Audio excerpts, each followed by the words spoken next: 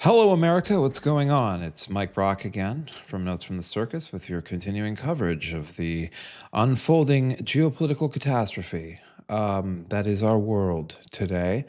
Um, so much to talk about. There certainly isn't a dearth of things to talk about. We've been talking about a lot of things, and this is my daily 4 p.m. live stream. Is it a podcast? Isn't it? I don't know. What is it? Whatever I'm doing, I'm recording into the internet, and there's a video file that I upload after this for the people who wish to listen later. So whatever it is, whatever word you want to give it, I don't have a good name for what I'm doing right now. I'm going to call it the 4 p.m. show in my own mind. You can call it that too. Um, so the catastrophe that is our world continues to pace, of course. I want to talk about some of the things I've written about over the last 24 hours. I put out a piece on Mr. Cook, Mr. Tim Cook at Apple, and I published.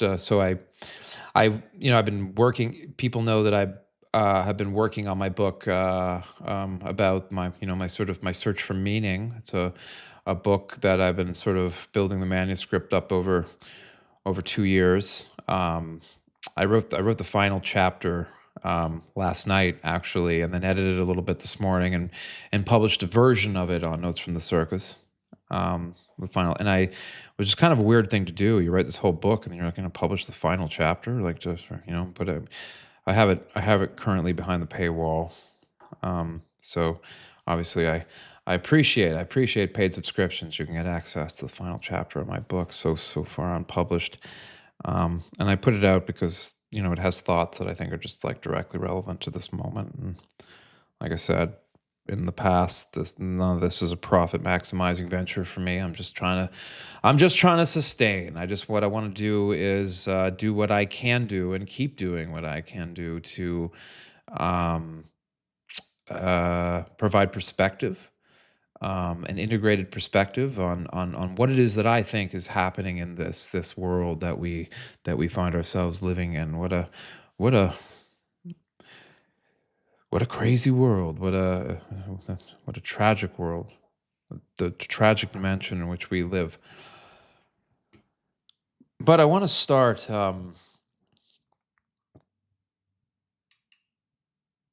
by talking about the piece I wrote last night while I was moving back and forth. Actually, I'm quite. If you saw the way that I write, it's kind of crazy. I have like a lot. Like I have a lot of like narratives going in my head, like at any given time, right? For like essays and stuff. So like I have essays in progress, and I have like the manuscript in progress, and sometimes manuscript writing turns into Substack writing. Substack writing kind of informs, and I go back and I like change. I make edits to a chapter in the manuscript. It's a very organic thing. It's not systematized in any way. But last night I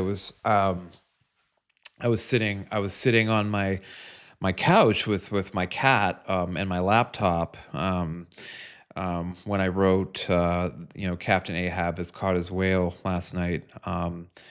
I was just sort of sitting there. It was, funnily enough, the idea to write the piece was kind of came to me while I joined I talked to some members of sort of the Bitcoin enthusiast community on X. I joined one of the X lives. Some people, some of the people on there sort of like knew me of my like personal endeavors in that space. We had a nice conversation. They were like pretty cool guys. We just chatted about stuff. And I was thinking, and while I was thinking about that, I just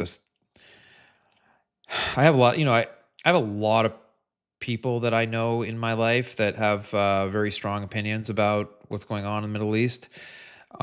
So I mean, there's really no sort of argument or angle here that's of particular sort of foreign import to me, as it pertains to sort of the justifications for like why one should take one stance or another, for the Palestinians, for the Israelis, anything in between. I stated my view in the piece that I wrote last night. I mean, I think that the way I sort of look at it, right, as a responsible steward, as a citizen of the United States, I'm a citizen of this country, just a citizen, speaking my mind, my First Amendment right to speak to my fellow citizens and to, um, uh, I have a right to seek redress of my grievances before my Congress. Congress, I'm seeking redress of grievances, and to and to any others who would undersign the things that I have to say, which is that my sense of responsibility as a citizen, as it sort of pertains to like what's going on in the Middle East, is that like we have certain capacities as a country right now, right? If viewed through our values, um, that we should use to bring about a cessation of these hostilities, so innocent people stop dying. Now, I well understand I'm not a peacenik. Those of you who read me know that I'm not an isolationist. I have no quarrel with the idea that like certain people have to be fought. Ukraine, for example, and Vladimir Putin. I believe that we should. I mean, I if it were me, I mean, I would give Ukraine all the weapons we could to defeat Mr. Putin. I am not a pacifist. That is not what I am.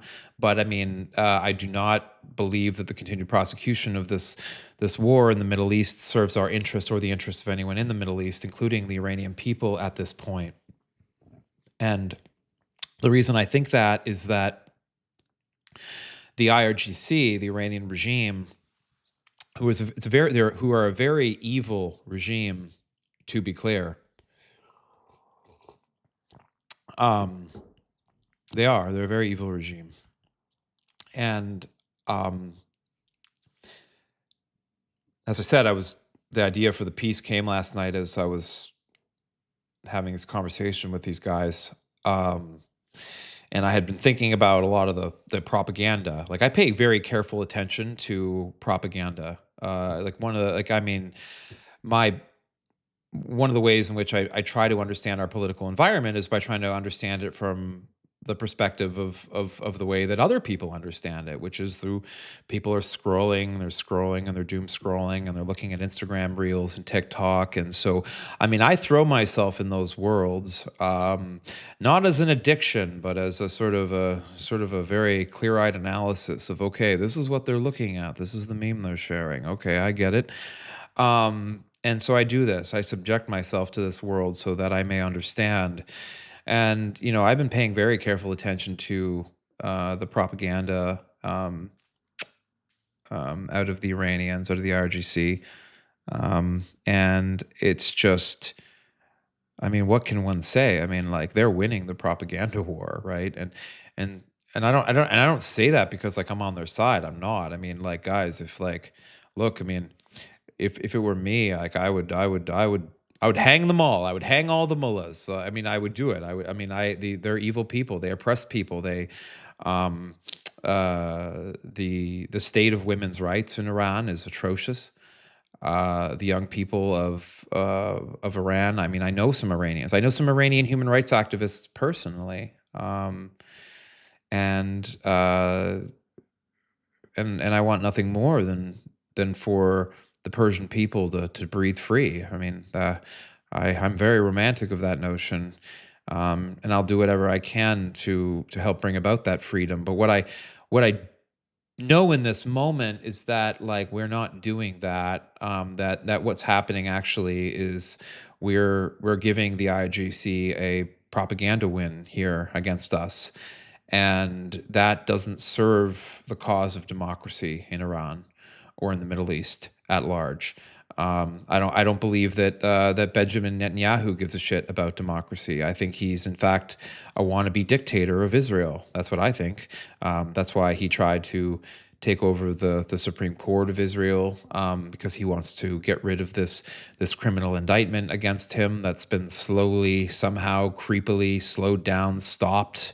Like, I mean, through some sort of like insane political jujitsu within the Israeli political system. I mean, so if like democracy is what we're talking about here, bringing that to Iran with actors like Donald Trump and Benjamin Netanyahu, two wannabe dictators, two fascists in their own respects. I like see like this, and like if people think that this is anti-Semitic, I mean, fuck you times 1,000. If anybody thinks that like I'm anti-Jewish or anything like that, I swear to God, try it. Say it to me. Say it on the internet. And if I find it, and God, I will. I use like AI now and stuff like that. I want to see what people are saying about me. And if I find out that you're saying that I'm anti-Jewish or anti-Semitic, I'm coming for you rhetorically. I will destroy you. Fuck you. Because like I'm sick and tired of qualifying myself. Nobody who knows me personally in my life would ever accuse me of any kind of bigotry like that. So uh, go to hell. Benjamin Netanyahu is a crook. I don't even think I don't even think he's a like I think he's an atheist. I do. Not that there's anything wrong with that. I'm not saying there's anything wrong with being an atheist. That's not my point. My point is that like I don't think the man actually like is is a practitioner of the Jewish faith. So if one is coming at this from this idea that like he is a protector of the Jewish faith, I would say no, that's not true. He's as much a protector of the Jewish faith as Donald Trump is a protector of the Christian faith, which is to say, no, it's not. He is its opposite. And that much is clear. That much is clear. Like, no matter what sort of medieval story you tell yourself about the threats to the state of Israel by its enemies, and it has enemies. I'm not denying this. And we can get into all of that, but like there is something here. There's a string of legitimacy questions related to the political order of both now my country and this country, the state of Israel. That the answers to those questions of legitimacy, they're not good. They're actually quite bad. They suggest that like the people that we have in charge are criminals. They're crooks. They're thieves. They lie. They lie with reckless abandon. They manipulate. And their main interest, as far as I can tell, is for them to stay in power and to keep all of their riches to themselves.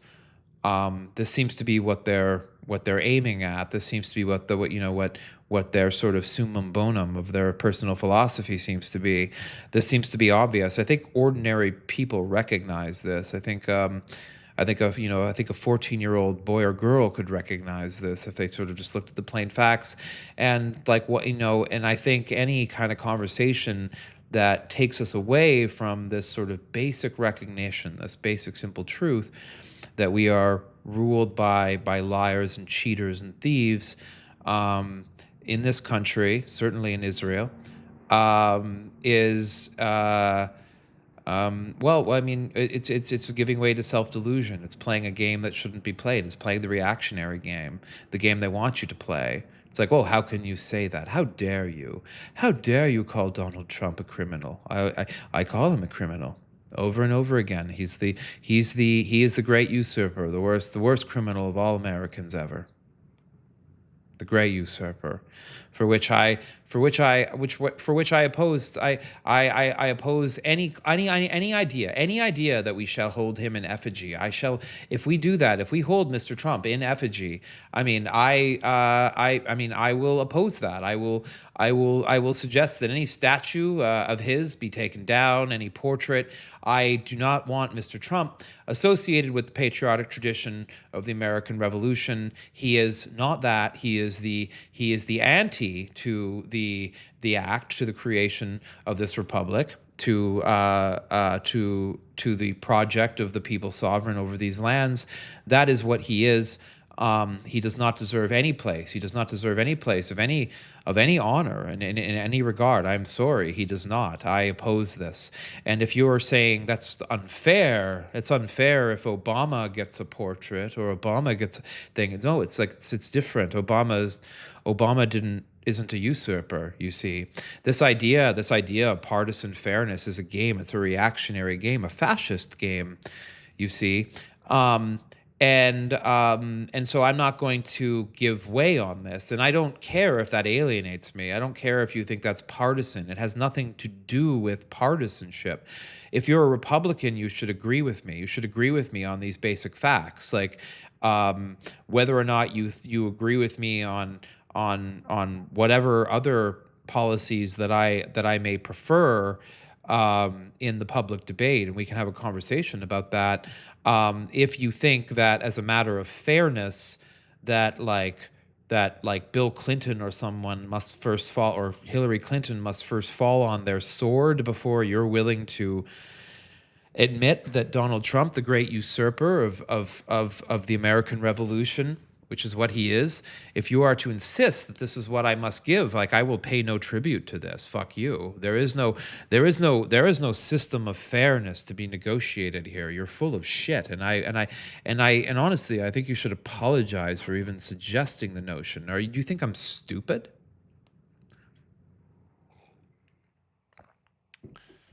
So there's that. Um, so that's how I feel um, about how we should think about you know cataloging Mr. Trump in our history books. I think he's the great usurper. Um, and so this is this.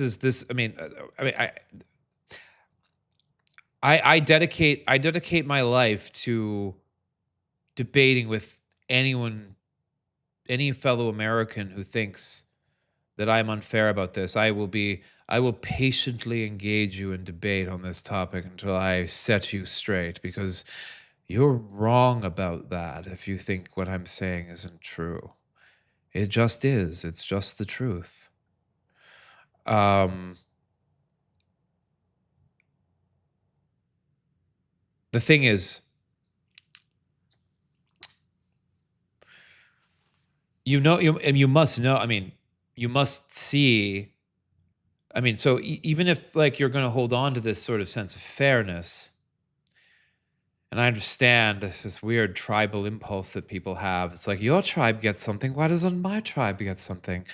Um, so, like, if Donald Trump must be charged, then surely there must be a charge for Clinton as well. It's like, do you understand that you sound like a child? Because you are. You're a child. You have the morality of a child. That's what you are. If you're on the right and this is how you sound, you're childish.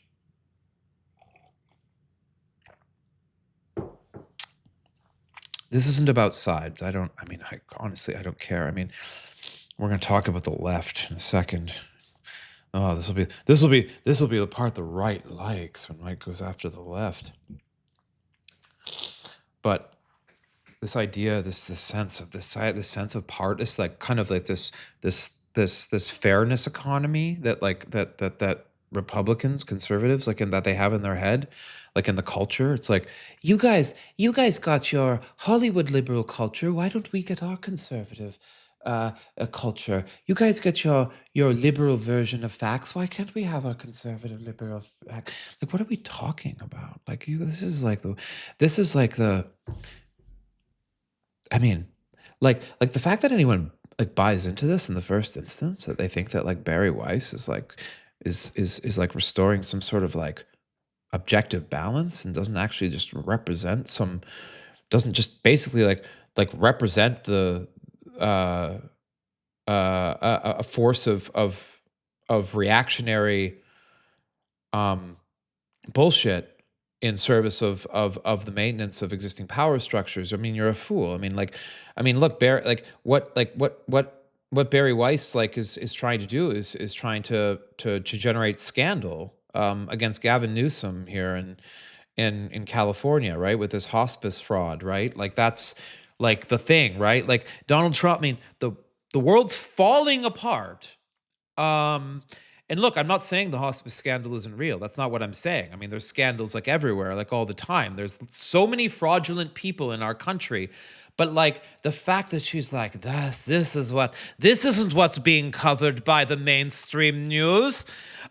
This is what proves that the mainstream media isn't balanced. We're not talking about the California hospice fraud. See, this is why we needed to bring Barry in. These mainstream people, all they're doing is focusing on the fact that Donald Trump is burning the world down. Why aren't they talking about the fact that Gavin Newsom didn't stop this hospice crisis? This is reaction. This is her proving that she's a fascist. Barry Weiss is a fascist.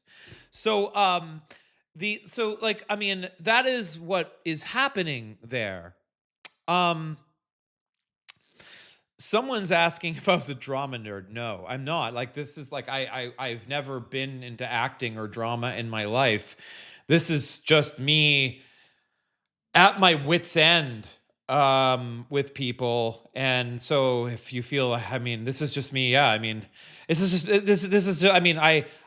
just me engaging in mockery. This is just my form of mocking people.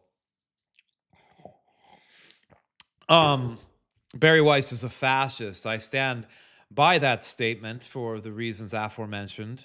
If everyone can't understand, like, that's exactly like what's going on in her head. It's like, I mean, whether or not she believes that of herself, I mean, I don't know. I mean, but that's what that is. That's what that is. This notion that, like, we're gonna cover the things that the New York Times won't cover. Yes, the things that will make Gavin Newsom look bad, that will bring some balance, because all the mainstream media will talk about is the bad things Donald Trump is doing, the people that he's shooting in the streets, and the TSA officers clobbering people at airports, and the international energy crisis. Yes, it's all that, but what about the good things Donald Trump is doing? Barry Weiss wants people to know. Why aren't they mentioning the fact that Donald Trump has sealed the border? That, like, or maybe that, like why not like say, like, get the CBS News out there to do like a feel good piece on, like, Marco Rubio's, like, upbringing, and like how he dreams of a free Cuba that his parents had to flee. Like,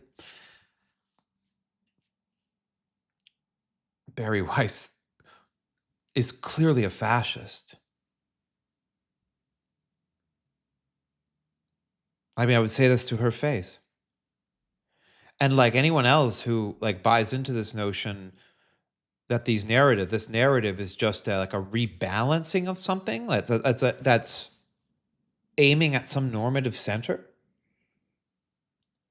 is normalizing fascism. So, like, the fact that she will criticize Donald Trump at the edges performatively. I mean, Putin does this too. Vladimir Putin allows his regime media to do sort of these sort of performative at the edge criticisms of the regime. Like, oh, I did, like, you see this happen with, like, if you should, if you don't, you should, there's lots of people like Vlad Vexler, right? Like, talks a lot, like he does a lot of this analysis, or has done this analysis on his, like, YouTube channels, right? Like, even in Russia, like, one of the things that the Russian media will sometimes do is they'll sort of, or they'll allow Russian citizens to sort of, like, complain about, like, certain sort of, like, marginal, like, political issues. Oh, I didn't actually, like, agree with that particular Putin policy, but never like the big ones, right? Never like the actual Ukraine war. I mean, you're going to jail if you say something about that. I mean, so like what you see in Barry Weiss is, like, she's a fascist propagandist for a fascist regime that, I mean, whether or not she fully supports the regime, I mean, she supports, like, Benjamin Netanyahu, like to the death, right? Like, she has taken a knee to Benjamin Netanyahu. I understand that she's an American citizen, but this is clearly where her normative orientation is towards. Everyone understands this. I mean, it's just the truth. I mean, I'm sorry. I mean, she's entitled to this opinion over the First Amendment, and I'm entitled to point it out. that this is what's going on, not because she's Jewish. I love, I actually, I quite like the Jewish faith. I'm here in Los Angeles. We have a lot of Jews. I mean, I have a lot. I'm in a very kind of Orthodox neighborhood. Actually, there's a lot of Orthodox Jews in my neighborhood. They're all friendly people. I see them at the park. I say hi. I mean, I have no problem with Judaism. So I think that this idea that we that Barry Weiss is somehow should be inoculated from the observation that she's a fascist propagandist is just simply beyond the pale. I definitely am not an anti-Semite. I reject this notion. I will defend myself on this charge. It's just I don't think I've ever said anything that ever comes close to inviting animus upon the good people of the Jewish faith. So fuck you if you make that accusation. I'll fuck you 1,000 times. Well, actually, I won't. Sorry, that's going to get clipped now. Go for it. I don't care. But I mean, I will say fuck you to you 1,000 times. And when you're live, you're bound to make these slip ups. But I say what I would say. What I would yeah what I would say to you is that like her vision. I don't think. I mean, I can't see her. I mean, I as someone who's just writing this book on meaning, and actually, I talk a lot about the Jewish faith, right? In my book on meaning, and I think I do. I think I actually think the Jewish community will be happy with some of the things I have to say, as will the Christians. And in the book when I like finally get it out, but I mean, like I don't think that I don't think that um uh that Barry Weiss is good for the Jewish people because she supports a fascist regime, and I don't know why any Jew would support a fascist regime. I mean, every Jew alive today like should have the sort of the historical memory necessary to sort of notice the things that Hannah Arendt well documented, right, as she sort of described this banality of evil, of the machine, that the Nazis constructed, the sort of the faceless bureaucracy, the people who just sort of mechanistically followed procedures and allowed one of the greatest crimes against humanity ever perpetuated, the Holocaust, my God, and then like fall into the trap of becoming fascist in service of, you know, other particular goals, different from Hitler's, of course, obviously. I mean, he was an anti-Semite. But like, yeah, the emergence of fascist Jews um, uh, is it's a disgusting irony. It's a terrible blight. Um, and honestly, the rise of fascist Christians here in America is just a terrible blight. The rise of fascists at all, fascist Americans, and we have fascists. Like, I mean, fascism has returned, and it has returned to. It's returned. It's in Israel. It's in America. It's in the UK. It's everywhere. Fascism has returned to this earth, and I'm not going to get cowed into ignoring what is obvious, that yes, there are fascist Jews and fascist Muslims and fascist Christians, fascist atheists. There are fascists. There are all different versions of metaphysical fascists, and I am an enemy to them all because I am on the side of the good-natured people of the earth. However um, they pray, or whether they do or not, I'm on their side, and I won't be scared out of making observations of things that I happen to believe are true. So um, this is fascism. It must be stopped. Um, I would suggest that everybody um, update their priors if they haven't yet accepted that, and prepare to lose something so that we may gain some territory, um, into the great unknown, into the great undiscovered country of tomorrow. We'll reframe Hamlet a little bit. So that's what I have. That's what I have to say to you guys today. Those are my thoughts. Those are my words, my notes, my voice from the circus here in Los Angeles on this March 25th, 2026, in our 249th year of this American experiment. Thank you, everybody. I appreciate the subscriptions. If you're not a subscriber, please subscribe to Notes from the Circus, and I'll see you again tomorrow at 4 p.m. Pacific time, 7 p.m. Eastern. Thank you.